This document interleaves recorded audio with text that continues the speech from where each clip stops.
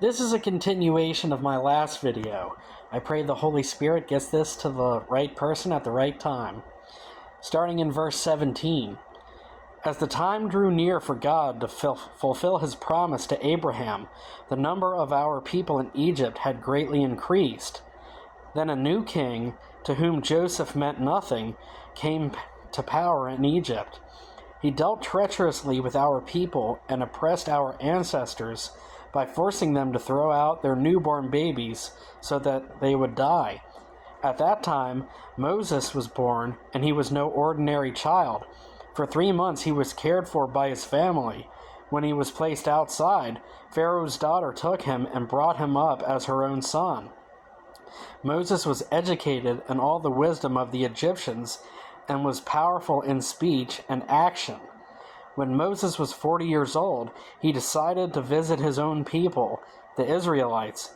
He saw one of them being mistreated by an Egyptian, so he went to his defense and avenged him by killing the Egyptian. Moses thought his own people would realize that God was using him to rescue them, but they did not. The next day, Moses came upon 2 Israelites who were fighting. He tried to reconcile them by saying, "Men, you are brothers. Why do you want to hurt each other?" But the man who was mistreating the other pushed Moses aside and said, "Who made you ruler and judge over us? Are you thinking of killing me as you killed the Egyptian yesterday?" When Moses heard this, he fled to Midian, where he settled as a foreigner and had 2 sons.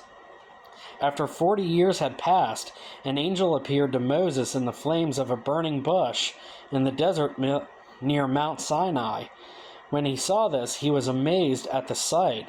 As he went over to get a closer look, he heard the Lord say, "I am the God of your fathers, the God of Abraham, Isaac, and Jacob." Moses trembled with fear and did not dare to look. Then the Lord said to him, "Take off your sandals, for the place where you are standing is holy ground. I have indeed seen the oppression of my people in Egypt. I have heard their groaning, and have come down to set them free. Now come, I will send you back to Egypt."